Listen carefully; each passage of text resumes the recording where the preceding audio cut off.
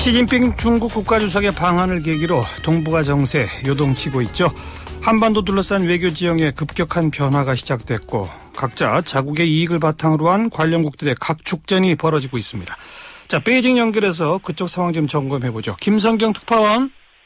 네, 베이징입니다. 자, 먼저 시진핑 주석 방한에 대한 중국의 반응 어떻게 보도가 되고 있습니까? 네, 중국 언론들도 시진핑 주석 방한 소식을 연일 대대적으로 보도하고 있습니다.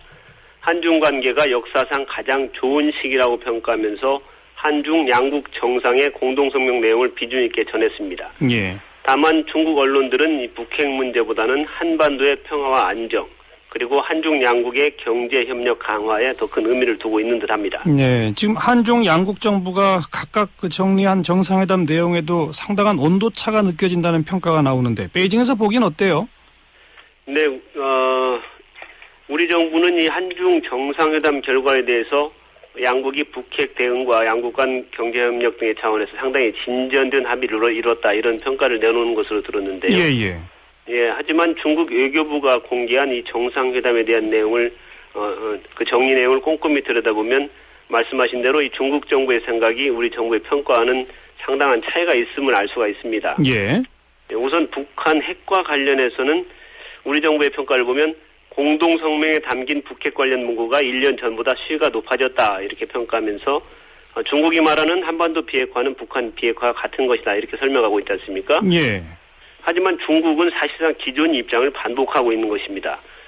시 주석은 이 정상회담에서 세 가지 원칙을 다시 말했죠. 한반도의 비핵화, 한반도의 평화와 안정, 그리고 대화와 협상을 통한 문제 해결, 이렇게 세 가지 원칙을 얘기했는데 이것들은 기존에 중국이 주장해온 그 원칙들입니다. 예. 여기에서 중국이 말하는 한반도 비핵화는 북한 핵뿐만이 아니고 미국이 제공하는 핵우산, 또 미군이 한반도에 들여올 수도 있는 전술핵은 물론 우리나라 일각에서 제기하고 있는 핵 무장론까지도 용인할 수 없다는 이런 내용입니다. 그렇죠. 예, 당연히 북한 비핵화와는 좀 다른 의미를 갖는 것이고요. 예.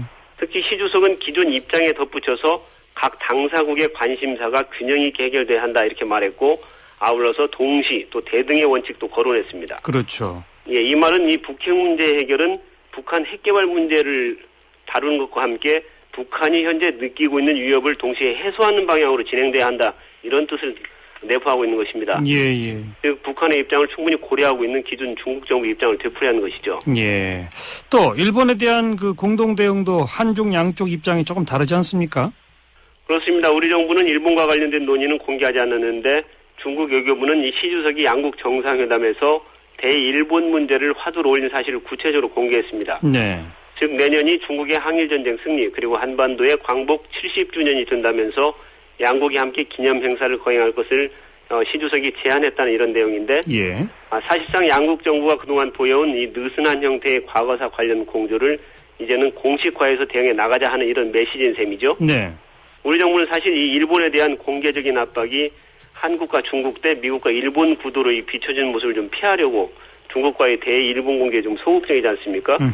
하지만 중국 정부가 이런 시 주석의 제안을 공개하고 나선 것은 한국을 대일본 공동전선에 한층 더 끌어들이는 이런 것으로 해석할 수가 있습니다. 예.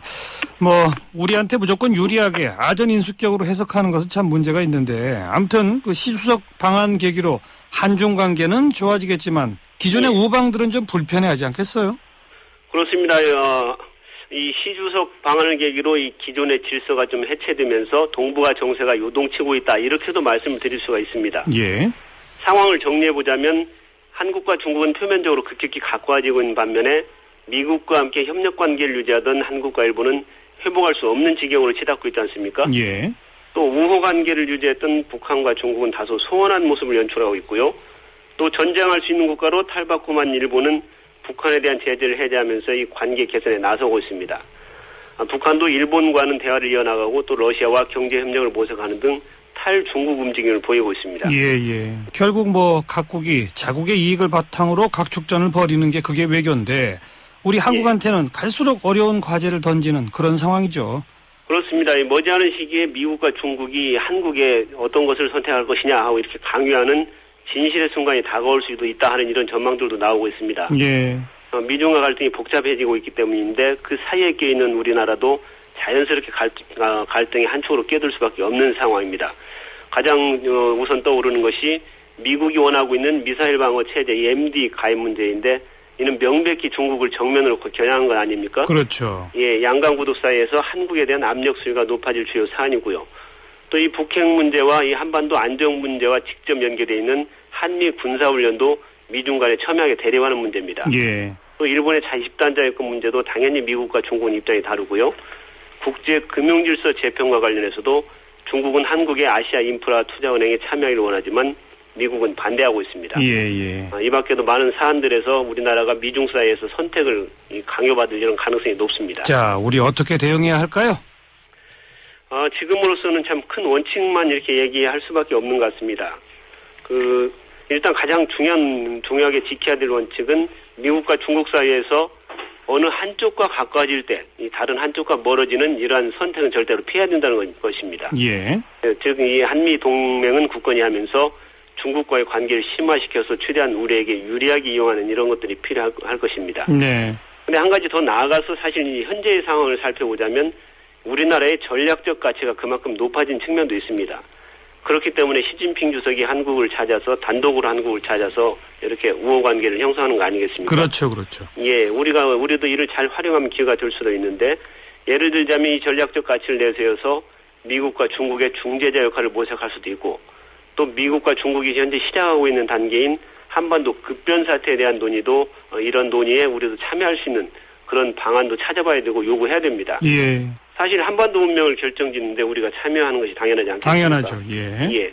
또 북한에 대해서도 보다 유연하게 대응해서 우리의 전략적 운신의 폭을 넓히는 이런 것도 필요하다고 생각이 듭니다. 예. 참 말은 쉽지만 생각하기는 어려운데 정말로 이 유연하고 창의적인 이 외교 전략이 절실한 때라 하겠습니다. 네, 그렇죠. 이건 피할 수 없는 과제입니다. 네, 말씀 잘 들었습니다. 네, 고맙습니다. 베이직의 김선경 특파원이었습니다.